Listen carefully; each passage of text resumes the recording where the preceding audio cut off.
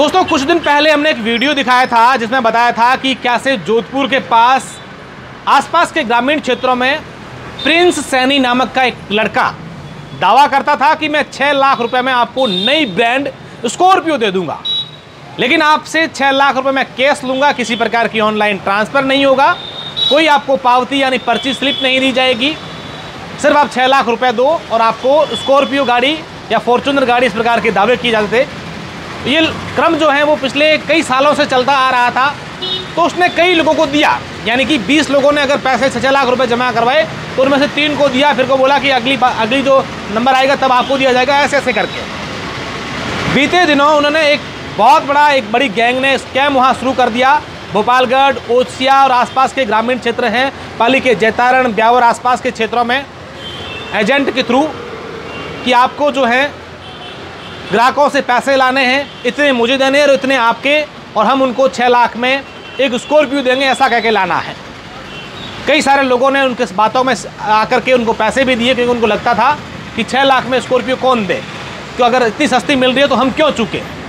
और उसको लोगों को विश्वास दिलाने के लिए उसने कुछ लोगों को पहले दे रखी थी।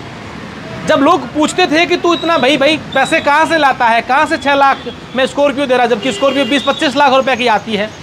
तो उसका यह कहना था कि मेरी एक ऑनलाइन जो करेंसी होती है वो चलती है और उस करेंसी को मैंने मेरी खुद की करेंसी बनाई और उसमें इतना फ़ायदा है कि ये सारा का सारा इन्वेस्ट मैं करेंसी में करता हूँ और करेंसी से इतना फ़ायदा मिलता है कि उस करेंसी का प्रचार भी हो जाए और आपको जो है स्कॉर्पियो भी दी जाए। लेकिन बीते दिनों जोधपुर पुलिस ने स्वविवेक से उस प्रिंस सैनी के खिलाफ मुकदमा दर्ज किया और आज ऐसी सूचना आ रही है कि प्रिंस सैनी सहित उसके कई सारे साथियों को एसओजी या अन्य किसी एजेंसी ने गिरफ्तार कर लिया है, उठा लिया है। हमने और मेरे साथ कई और लोगों ने भी बार बार लोगों से अपील की कि ऐसे लोगों के शिकार मत बनिएगा, ये लोग ठगने के लिए आए हैं। ये पहली बार नहीं है, इससे पहले भी कई सारी ऐसी MLM कंपनियां फलानी क्या क्या बातें लेकर के आए, क्या क्या लोगों को लुभावने वादे किए और उसके बाद लोगों को ठग दिया गया। लेकिन लोग कहते थे आप तो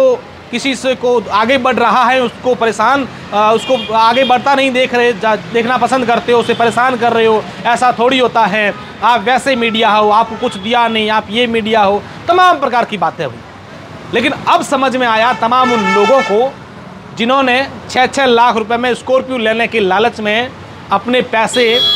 डुबो दिए हैं। इस पूरे मामले को लेकर आगे क्या अपडेट आती है आपको जरूर बताएंगे। आप ऐसे लोगों के खिलाफ क्या सोचते हैं, कमेंट करके जरूर लिखिएगा। धन्यवाद।